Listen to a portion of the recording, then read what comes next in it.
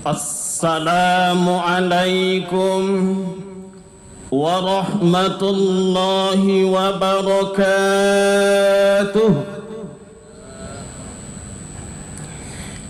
Nahmaduka ya man awdahta lana subulal hidayah, wa nusalli wa nusallimu ala man arsaltahu syahidan wa mubashiran wa nazira wa da'iyan ilallahi biiznihi wa sirajan munira. Nashhadu an la ilaha illallah wahdahu la syarika lah, wa nashhadu anna sayyidana wa nabiyyana wa habibana Muhammadan abduhu wa rasuluh la nabiyya ba'dah.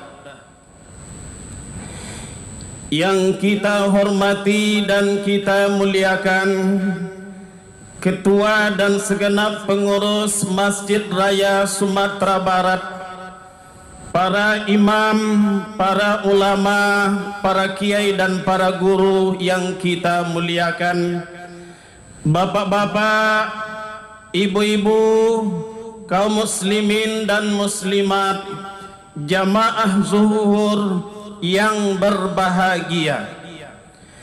Bersyukur kehadirat Allah subhanahu wa ta'ala.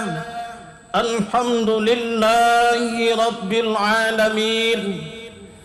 Berselawat buat junjungan Nabi besar Muhammad sallallahu alaihi wasallam. Allahumma salli wa sallim ala sayyidina Muhammad wa ala alihi wa sahbihi ajma'in. Bapak-bapak, ibu-ibu hadirin yang berbahagia, judul kajian zuhur kita pada hari ini, inspirasi besar dari kecerdasan Ali bin Abi Thalib dan kerendahan hatinya Umar bin Khattab. Dalam kitab Fadailul Khamsah Minas Syihahis Sittah jilid 2 halaman 291 sampai halaman 300 dinukilkan di sana sebuah kisah yang sangat menginspirasi kita bersama. Ketika Amirul Mukminin Umar bin Khattab didatangi oleh 3 orang pendeta Yahudi yang ingin melontarkan pertanyaan kepada Umar bin Khattab. Sebanyak 6 pertanyaan diajukan. Dengan konsekuensinya, ketika Umar bin Khattab mampu menjelaskan, menjawab dengan tuntas pertanyaan ketiga pendeta itu, maka mereka akan menyatakan keislamannya, mengucapkan 2 kalimat syahadat. Tetapi sebaliknya, jika Amirul Mukminin tidak mampu menyelesaikan pertanyaan tersebut, mereka akan menganggap bahwa Islam tidaklah benar, Muhammad tidaklah Nabi. Lalu Umar bin Khattab mempersilahkan ketiga pendeta Yahudi melontarkan pertanyaannya.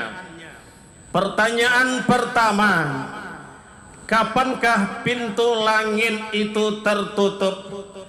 Atau apakah yang membuat langit itu akan terkunci? Yang kedua, kapan pintu langit itu terbuka? Dan apa pula kunci pembuka pintu langit tersebut?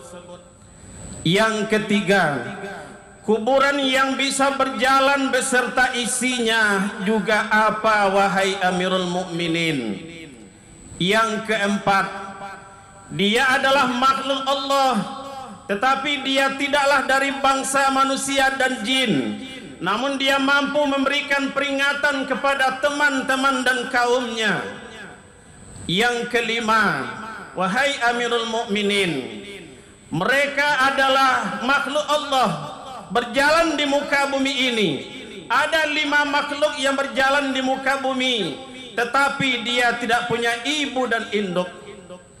Sejenak Umar bin Khattab merenung, lalu dia menyampaikan, tidaklah sebuah kehinaan bagi seorang Amirul Mukminin meskipun dia dijuluki dengan singa padang pasir, namun ketika dia tidak mampu menjawab pertanyaan, dia menyatakan dengan secara sportif, dia tidak merasa gengsi, dia tidak merasa malu, dan dia juga tidak berspekulasi dengan jawaban yang akan dia berikan. Namun Umar bin Khattab menyampaikan, wahai 3 pendeta, ada di antara golongan kami yang akan mampu menjawab secara tuntas pertanyaan yang tuan sampaikan. Umar bin Khattab memerintahkan Salman Al-Farisi menjemput Ali bin Abi Thalib. Sesampainya Salman Al-Farisi di rumah Ali bin Abi Thalib, apa gerangan wahai Salman datang ke rumahku? Saat ini Amirul Mukminin sedang ada tamu 3 orang pendeta Yahudi yang melontarkan pertanyaan kepada Amirul Mukminin, dan beliau sangat membutuhkan bantuanmu wahai Ali.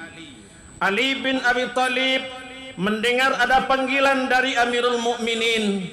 Dia ambil selendang dan burdahnya, lalu dia berangkat bersama Salman Al-Farisi menuju tempat Amirul Mukminin.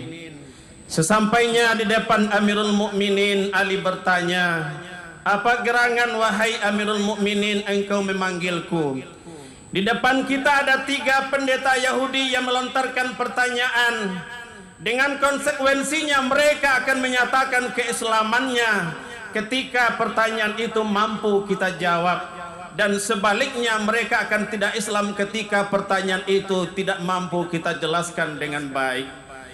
Ali bin Abi Thalib menyampaikan, silakan tuan ulangi pertanyaan yang disampaikan kepada Amirul Mukminin tadi. Pertanyaan pertama, wahai Ali, kapan pintu langit itu tertutup dan apa kuncinya untuk menutup pintu langit tersebut? Ali bin Abi Thalib menjawab, asyirku billah, ketika seorang hamba mempersekutukan Allah Subhanahu wa ta'ala. Dalam surah An-Nisa ayat 116, Allah Subhanahu wa ta'ala menegaskan, innallaha la yaghfiru ay yushraka bih wa yaghfiru ma duna dzalika liman yasha'. Sesungguhnya Allah Subhanahu wa ta'ala tidak akan mengampuni dosa syirik, tetapi Allah Ta'ala akan mengampuni dosa selain syirik bagi siapa yang dia kehendaki. Wa may yusyrik billah faqad dhalla dhalalan ba'ida. Barang siapa yang mempersekutukan Allah Subhanahu wa ta'ala, maka dia sesungguhnya telah sesat, dan kesesatannya itu sangat nyata dan besar. Hadirin jamaah yang berbahagia, lalu kapan pintu langit itu terbuka wahai Ali? Ali menjawab, ketika seorang hamba mengucapkan 2 kalimat syahadat, asyhadu an la ilaha illallah wa asyhadu anna Muhammadar Rasulullah, maka Allah Ta'ala akan membuka pintu langitnya secara besar dan luas untuk menerima ampunan hambanya. Kuburan yang bisa berjalan beserta isinya, tolong jelaskan kepada kami wahai Ali. Ali menjelaskan, Nabi Yunus alaihi salam yang ditelan oleh ikan nun 40 hari 40 malam di dalam perut ikan tersebut, dibawa ke 7 samudra, mengelilingi 7 samudra. Itulah kuburan yang berjalan beserta isinya. Nabi Yunus alaihi salam ketika ditelan oleh ikan, dan di dalam perut ikan dia membaca sebuah kalimat yang sangat luar biasa. La ilaha illa anta subhanaka inni kuntu minadh dhalimin. Yang keempat, dia makhluk Allah, tidak dari bangsa jin dan manusia, namun dia mampu mengingatkan teman-teman dan kaumnya. Ali bin Abi Thalib menjawab dengan tuntas, itu adalah semutnya Nabi Sulaiman alaihissalam. Dalam surah An-Naml ayat 18 Allah Subhanahu wa taala mengabadikan kisah ini. Bismillahirrahmanirrahim. Hatta iza atau ala wadin namli qalat namlatu ya ayyuhan namlu dkhulu masakinakum. Ketika di waktu Sulaiman alaihissalam dan bala tentaranya sampai di lembah semut, lalu satu ekor semut berbicara kepada teman-temannya, wahai semut-semut, masuklah kamu ke dalam rumah-rumahmu. La yahtimannakum Sulaiman wa junuduh wa hum la yash'urun. Ketika kita tidak masuk ke dalam rumah-rumah kita, maka niscaya Nabi Sulaiman dan bala tentaranya akan menginjak-injak kita, sementara dia tidak tahu kalau kita ada di bawahnya. Inilah jawaban Ali bin Abi Thalib. Lalu 5 makhluk Allah yang ada di bumi berjalan di bumi, dia tidak punya ibu dan induk. Apa itu wahai Ali? Kata pendeta.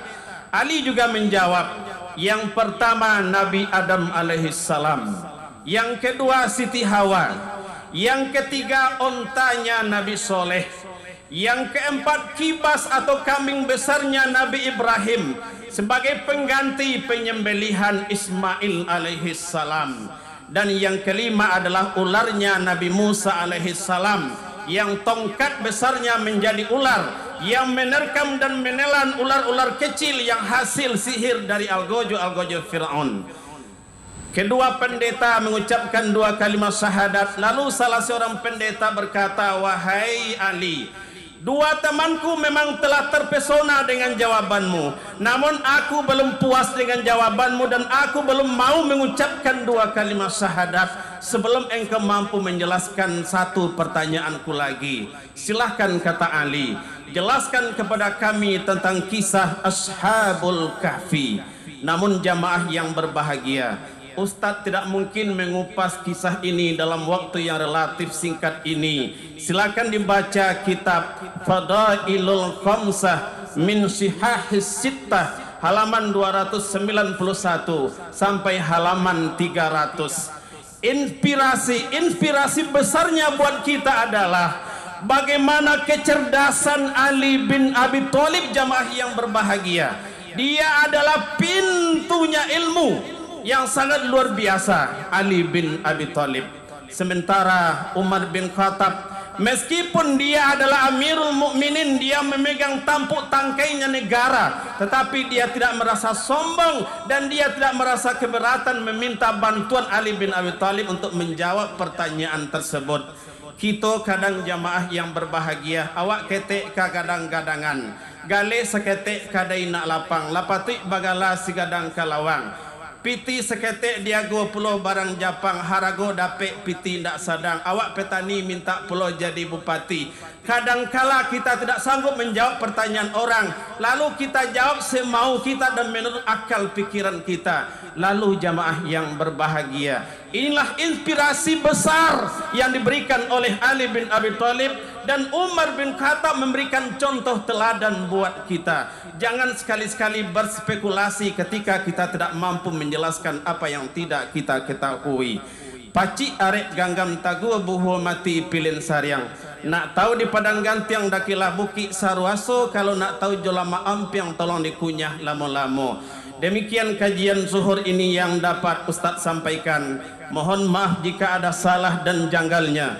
Terima kasih atas segala perhatian. Wallahu fi aunil abdi madamal abdu fi auni akhi. Wassalamu alaikum warahmatullahi wabarakatuh. Allahu akbar, Allahu akbar. Asyhadu an la ilaha illallah. Asyhadu anna Muhammadar Rasulullah. Hayya 'alas salati, hayya 'alal falah. Qad qamatis salatu, qad qamatis salah. الله أكبر الله أكبر لا